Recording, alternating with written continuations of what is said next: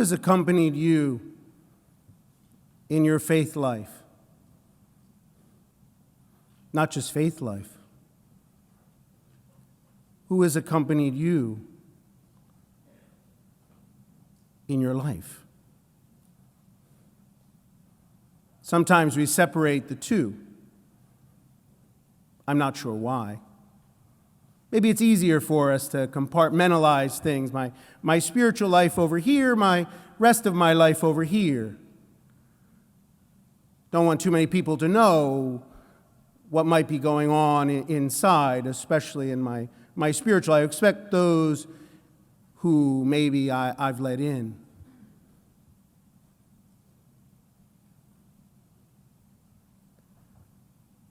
Who has accompanied us in our lives? There are a lot of people I can think of. Some who have accompanied me for years and years. Family members, friends, members of my Palatine community. People younger, older. In fact, there are several people even in this room.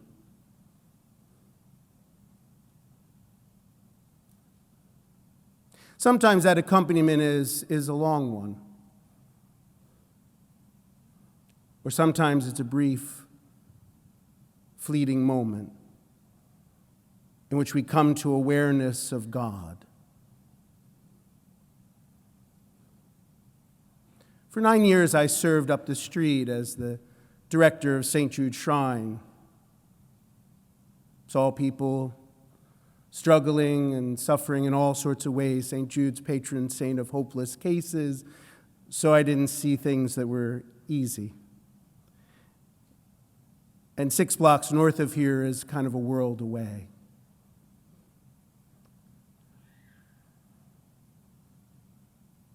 I was also a fire chaplain here in Baltimore City.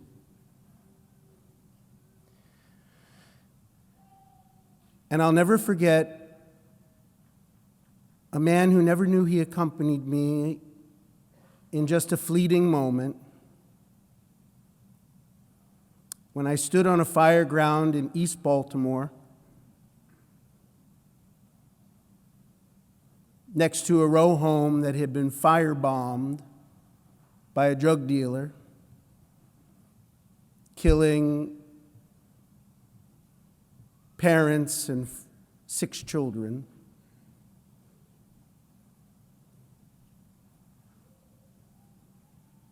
Man came up, an elderly man,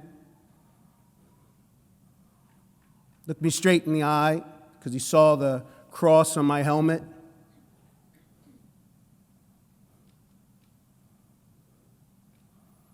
And he said, I'm the father of the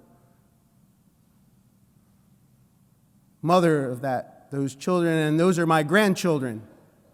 Why would God do this? And he began to weep,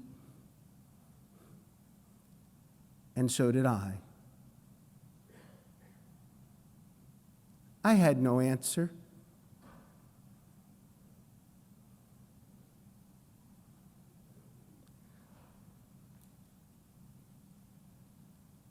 And in a few moments, he was just gone. He didn't wait to see the bodies of his grandchildren taken out of the house. And as I stood there in the cold,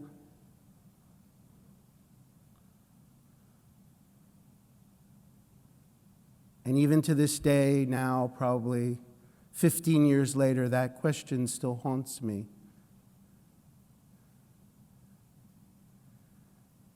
And it's helped to drive me in that accompaniment that the Lord placed me in that moment to learn about the presence and the lovingness of God, even in the midst of tragedy, suffering, and struggle.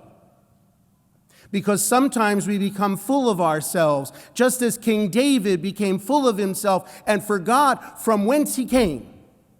that the Lord had been the one who had placed him as king over the people. And he then decided, because he looked down and he saw Bathsheba, that he would scheme and figure out a way in order to the point of killing a man, to have what he wanted.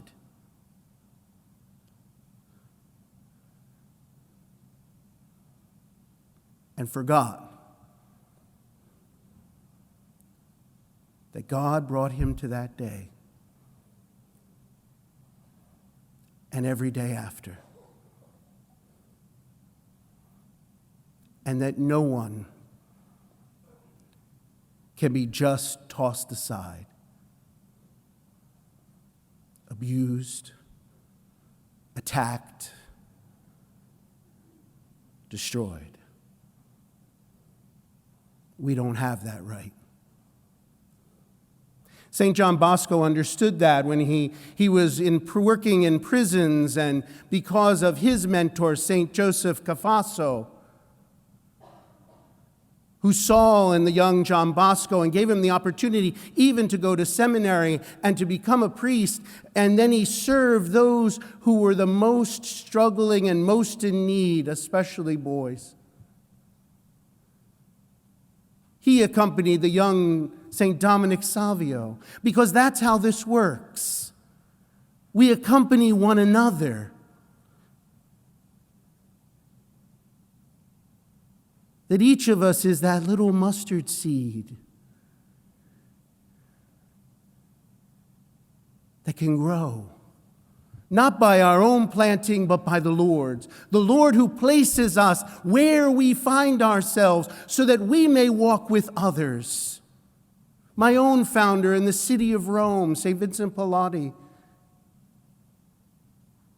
that's what he did in the streets and with popes. No matter who you were, he simply walked with them. But to where? To a recognition that all that we have and all that we are and all that we will be is in the Lord. And that he is the one who sends us forth as his apostles out into a waiting world to be present and accompany others in faith and in love.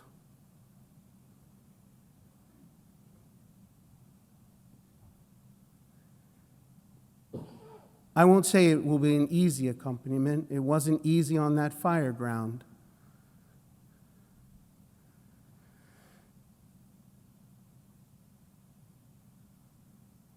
But we have the strength that the Lord gives us right here in the Eucharist, so that we can go from here and witness the love of Christ to our brothers and sisters.